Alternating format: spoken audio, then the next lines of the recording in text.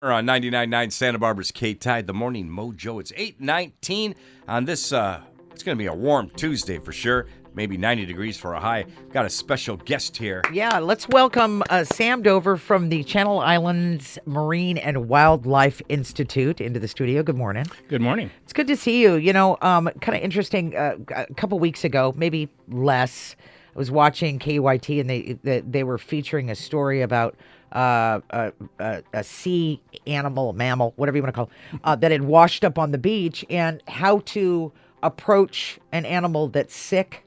And so it's perfect that you're here because I don't know what I would do if I'm, just cruising along the beach and I see this animal that's sick. I mean, what do? You stop in your tracks? Do you call someone? You push them back in the water? What do you do? Those are all very good questions. And actually right now is very timely. We've been hit with a rash of basically very sick animals, both pups and adults.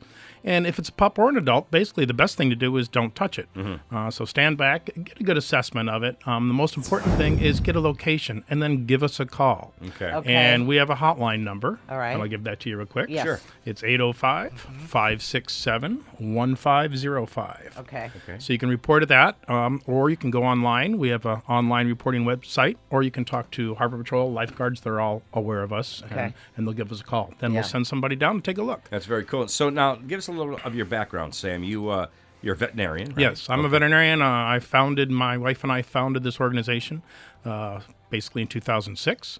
And essentially our goal is to study the causes of stranding and then rehabilitate, do research, and then throw these animals back in the wild where they belong. So That's what your are goal, some of the causes? What are, Oh, well, we get a lot of causes. So if it's pups, generally speaking, when the moms wean them, that is, leave them because they're going on to their next generation, basically they either learn how to catch fish or not. And if they don't do a very good job of catching fish, they get skinny, they get sick.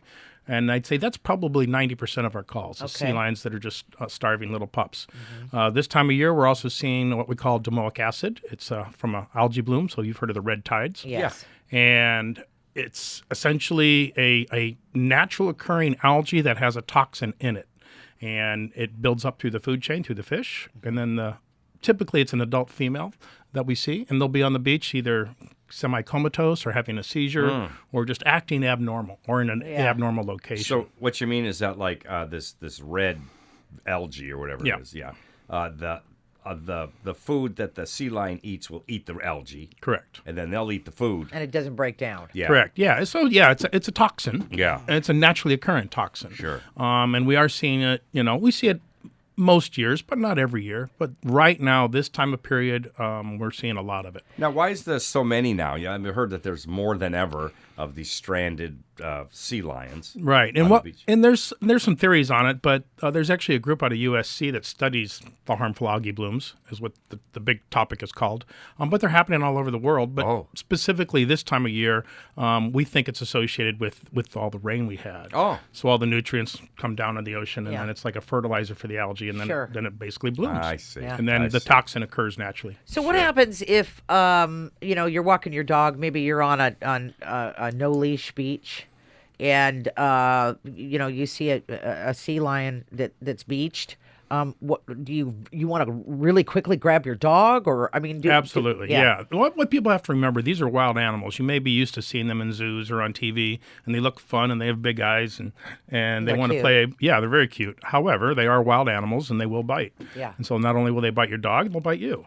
So that's the most important thing: is keep your dog and keep yourself a fair distance from that animal. And like I said, just give us a call, and if there's a problem, we'll know. Yeah, these are the same sea lions that you see as you're in the harbor. They're sitting on the buoys. And they're on the buoys going out of the harbor. Right. You see them on the docks in the harbor swimming around. But they look playful and fun, and but they certainly do. They could be mean, I'm sure. Even a 50-pounder will do some damage. Really? Wow. Yeah. Okay. If you're just joining us, we're speaking with Sam Dover with the Channel Islands Marine and Wildlife Institute. And Sam, you've got, I would imagine, a handful of volunteers. Is there room for more? Can you use more volunteers? Yes, we can always use more volunteers. We have about 100 right now. Oh. And we need people to do all sorts of things, everything from walking the beach to identifying these animals to doing the rescues, then doing the rehab, bringing them into medical care. And then, of course, we, as a 501c3, we also have a lot of other roles, Sure. administrative roles, volunteer roles, Do you donator. train? I mean, Yes, obviously. everybody gets trained up. Okay. Nobody's left to do their own. Okay. Like you put them in a room and say, Well, feed all these More guys. importantly, nobody has to have a degree or No, not at all. Okay. You just have to have a passion and be Okay. interested. Right, Okay. right. Yeah. And if you do have a passion out there for Yeah. the sea lions helping the environment, boy, call that hotline number. Get our Facebook page has all the details too. Right Yeah, that hotline number again is 805-567-1505. One last question, and that is, do you have any fundraisers that are coming up or ways that people can donate to what you're doing? Yes, Lynn, thanks for asking. Okay. We have our fundraiser, an annual fundraiser we're doing at the Santa Barbara Western Carriage and Art Museum. Oh, sure, cool. Yeah, so at the Art Museum, or the Carriage Museum, and it's on September 21st. It's a Saturday, and 5:30 to 9:30. Nice. We'll have we're being catered by Pure Joy Catering. Nice. So it's good food, and we've got a live band and dancing. It's more of a party than a nice. fundraiser. So we encourage everybody to check that out. And then right now we're also doing a GoFundMe page for our fish. Okay. Because we just had to buy $22,000 worth of fish. It's Oh, about dear. $1 a pound. So yeah, They eat a lot. they eat a lot. They eat about 5 pounds a day, and they're with us for anywhere from 2 to 3 months. And how many do you have? We're up to 48 as of today. So these That's are a like lot of, that's a lot of fish. It's a these lot are of like the fish. baby pups baby pups. That's kind of a redundant, but so these are like the pups that you found that are just malnourished. Correct, And yeah. so you've got them. You're basically nurturing them back to health. Exactly. We're just trying to fatten them up so we can give them another chance. Nice.